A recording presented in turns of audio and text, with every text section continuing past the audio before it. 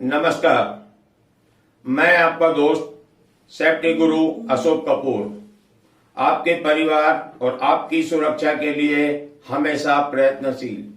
छोटी छोटी बातें जिनकी तरफ आपका ध्यान नहीं जाता, लेकिन उनका नतीजा एक चोट हो सकता है, उन्हीं चीजों के बारे में हम बात करेंगे। ऐसा नहीं है कि आपको मालूम नहीं है, लेकिन काम के दबाव में आप भूल जाते हैं, आपको चोट लग सकती है। मैं आपको भूली हुई बातों को याद दिलाने की एक कोशिश करूंगा। क्या आपको मालूम है 2 और 3 दिसंबर 1984 की रात को भोपाल शहर में कुछ गलतियों का नतीजा था एक महाभोज। इंसानों के लिए नहीं, गिद्धों के लिए। इतना भयानक जो कि युद्ध के समय भी नहीं होता। क्यों हुआ यह? कौन सी बात है जो हमको सीखना चाहिए लेकिन हम सीखे नहीं? 1969 में यूनियन कार्बाइड ने भोपाल शहर में कारखाने का निर्माण किया। कारखाने में फॉस्जीन नाम की बहुत ही भयानक गैस का उपयोग होता था। फॉस्जीन गैस विश्व युद्ध के समय सैनिकों को मारने के लिए बहुत ही बदनाम गैस है। इसका उपयोग करके मैथिल आइसोसाइनेट बनाया जाता था और कीटनाशक जिसका कि नाम सेविन है बनाकर बाजार में बेचा जाता था। कंपनी अच्छा फायदा कमा रही थी। कुछ समय बाद दूसरी कंपनी ने सस्ते दाम में वैसा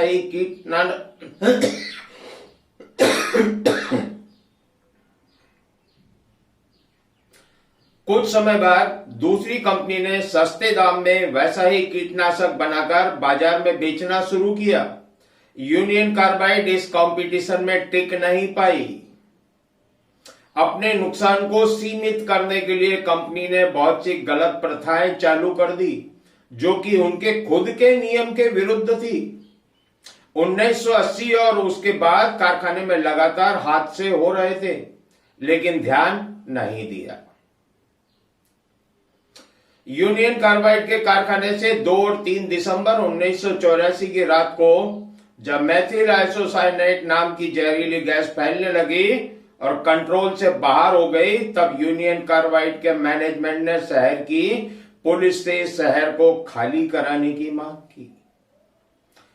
पुलिस ने क्या किया? अपना गश्ती वाहन को लेकर लाउड स्पीकर पर ऐलान करना शुरू कर दिया, शहर खाली करो। कैसे करो ये मालूम नहीं था और ना ही किसी ने बताया था। नतीजा क्या हुआ साहब? हजारों जानें चली गई। जब पुलिस ने ऐलान करना शुरू किया तो लोग शहर से भागे, अपनी गली मोहल्ले से भागने लगे। क्यों? क्योंकि तब तक उनको सांस लेना मुश्किल हो गया था, आंखों में जलन हो रही थी। लोग भागे भागे तो भागे, ऐसे भागे कि अपने माँ बाप को पीछे छोड़कर भाग गए।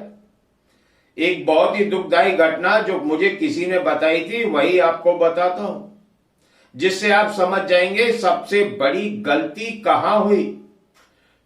4 बुजुर्ग लोग जो अपनी जान बचाने के लिए भाग नहीं सकते थे, जिनके पास मदद करने को कोई नहीं था, जिनको भगवान याद आ रहा था, वो चारों एक जगह बैठ गए, मौत का इंतजार कर रहे थे, दिल से दुआ दे रहे थे, हे भगवान मेरे अपने जो मुझको मरने के लिए छोड़ गए हैं उनकी जान की हिफाजत करना, उनको सलामत रखना। मौत का इंतजार करते करते जब ठंड लगने लगी तो चारों ने सड़क पर पड़ा हुआ कचरे को जमा किया और आग जलाकर तापने लगे। नींद आई तो सो गए। अगली सुबह ये चारों जाग गए। वे जिंदा रहे, मौत से बदतर जिंदगी जीने के लिए जिंदा रहे। क्यों? क्योंकि उनके अपने जिनकी जान की सलामती के लिए उन्होंने दुआएं मांगी थी वो जिंदा नहीं थे। जो अपनी जान बचाने के लिए भाग नहीं सकते थे वे जिंदा थे। जो अपनी जान बचाने के लिए भागे वो मर गए। कैसा अजीब खेल है ये किस्मत का। क्यों हुआ ऐसा? जो भागे वे सब लोगों ने ज्यादा शक्ति खर्चा की तो ज्यादा सांस ली, ज्यादा मेथिल आइसोसाइनेट उनके शरीर में गया उसने उनकी जान ले ली। चारों बुजुर्ग जो अपनी जान बचाने के लिए भाग नहीं सकते थे, एक जगह बैठ गए, कम सांस ली, कम जहर शरीर में गया। आग जलाने के कारण गर्मी से कोहरा छट गया और कोहरे के साथ साथ जो जहर आ रहा था वो भी दूर चला गया। दुर्घटना के पहले यह शहर खाली कराने का ऐलान करते समय अगर लोगों को यह मालूम होता कि पहला दूर जाओ, हो सके तो गाड़ी से, साइकिल से, नहीं तो पैदल जाओ, लेकिन भागो मत।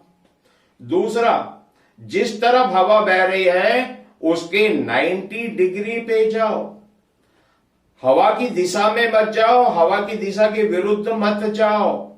और तीसरी सबसे इंपॉर्टेंट चीज, जब जा रहे हैं उस टाइम पे चेहरे पर गीला कपड़ा रखो। ये सब करने के लिए ना तो किसी खास इंतजाम करने की जरूरत होती और ना ही किसी तरह का खर्च होता। सिर्फ इतनी सी जानकारी और हजारों जानें बच सकती थी। आप सभी के साथ साधारण सी लेकिन महत्वपूर्ण जानकारी शेयर करने के लिए मैंने YouTube पर अपना चैनल सेफ्टी गुरु अशोक कपूर शुरू किया है।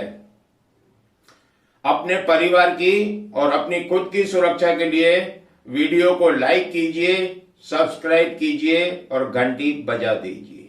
धन्यवाद।